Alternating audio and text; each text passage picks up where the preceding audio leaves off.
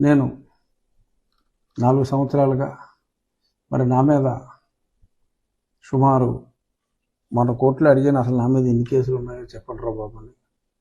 అప్పుడు చెప్పారు 16, 17 ఇదో లెక్క చెప్పారు. కోర్స్ అన్నిటిలోనూ మేము న్యాయస్థానం దగ్గర స్టేలు అప్లై చేయడం జరిగింది.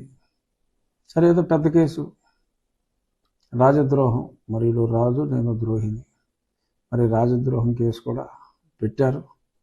అసలు ఆ రాజద్రోహం సెక్షన్నే ఎత్తివేయడం జరిగింది.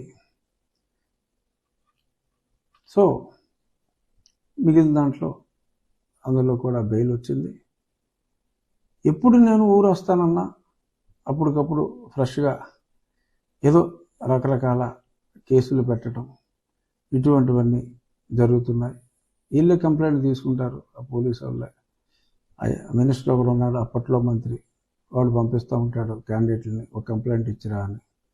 ఒకేసారి అల్లూరి సీతారామరాజు ఆ రోజుల్లో మరి ఒకేసారి 2 పోలీస్ స్టేషన్లో కూడా మరి సంతకాలు పెట్టినట్టు వీళ్ళు ఒకేసారి 4 పోలీస్ స్టేషన్లో అదే స్క్రిప్ట్తో ఆ కంప్లైంట్లు ఇప్పిస్తూ ఉంటారు.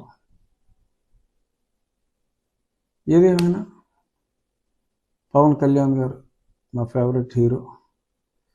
ఎక్కడ నగ్గాలో కాదు, ఎక్కడ తగ్గాలో కూడా తెలియాలని చెప్పారు. మరి అందుకనే నేను కొంచెం ఈ కేసుల బ్యాక్గ్రౌండ్లో సంయమనం పాటించా.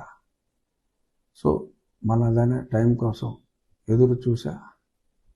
ఇప్పుడు నెగ్గాలి కనుక తగ్గవలసిన టైంలో తగ్గాం. ఇప్పుడు నెగ్గవలసిన టైంలో తగ్గేదే లేదు.